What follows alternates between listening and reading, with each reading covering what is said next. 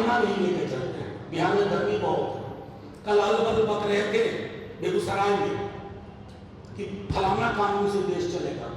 अरे ना उस कानून से देश चलेगा, ना मनुस्मृति से चलेगा, इससे चलेगा।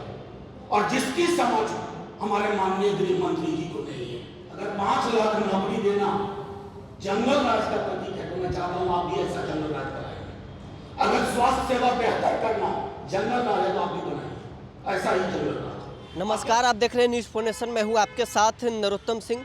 आरजेडी के राज्यसभा सांसद और राष्ट्रीय मुख्य प्रवक्ता मनोज झा ने एक बार फिर प्रधानमंत्री नरेंद्र मोदी पर हमला किया है। मनोज झा ने कहा है कि प्रधानमंत्री और उनकी टीम संविधान पर कुठाराघात कर रही है। तस्वीर आप देख रहे हैं कि मनोज झा हाथ में भारत का संविधान की वो किताब लिए हुए हैं। कॉन्स्टिट्यूशन ऑफ इंडिया और भारतीय जनता पार्टी पर लगातार हमला बोल रहे हैं। मनोज झा का कहना है कि सूरत मॉडल पूरे देश में भाजपा और प्रधानमंत्री लागू करना चाहते हैं। वो संविधान पर लगातार कुठाराघात कर रहे हैं। क्या कुछ कहना है मनोज झा का, आप सुनिए। इस अमित शाह जी मणिपुर से बड़ा जंगल राज को इस देश ने आज तक नहीं देखा। अमित शाह जी आईना नहीं लेके चलते हैं। बिहार में गर्मी बहुत है। कल आलू बदल बक रहे थे बेगूसराय में कि फलाना कानून से देश चलेगा। अरे ना उस कानून से देश चलेगा, ना मनुस्मृति से चलेगा, इससे चलेगा। और जिसकी समझ हमारे माननीय गृह मंत्री जी को नहीं है। जंगल राज की बात करते हैं अन्य अमित शाह जी, इस लेवल पर नौकरी देके दिखाइए ना। अगर 5 लाख नौकरी देना जंगल राज का प्रतीक है तो मैं चाहता हूं आप भी ऐसा जंगल राज कराएंगे। अगर स्वास्थ्य सेवा बेहतर करना जंगल राज है तो आप भी बनाएंगे ऐसा ही जंगल राज। अगर महिलाओं के सबलीकरण की बात करना जंगल राज है तो आप भी बनाएंगे, लेकिन आप बना नहीं सकते। आपके अंदर ना पॉलिटिकल समझ है, ना पॉलिटिकल विजडम है। आप और आपके कप्तान साहब, आप लोग झूठ की खेती करते हैं, नफरत की फसल बोते हैं। बस मुझे इतना ही कहना है। एक मिनट।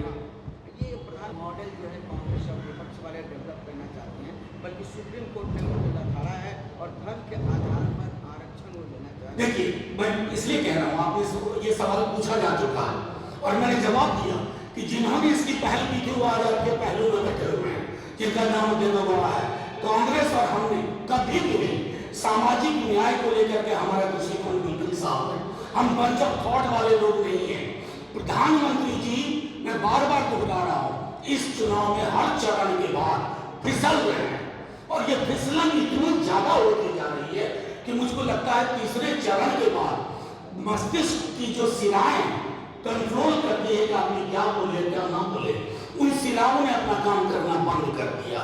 तो मैं तो इतना ही कहूंगा कि प्रधानमंत्री जी रोजगार, जन सरोकार के मुद्दे पर सामने आइए, बात करिए, इस किताब पर बात करिए। अगर हो सके एक बार ढंग से पढ़ लीजिए या पढ़वा लीजिए।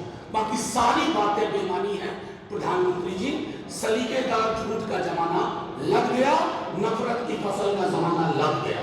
प्रधानमंत्री कह रहे हैं कि विपक्ष अशांति पैदा कर रहा है।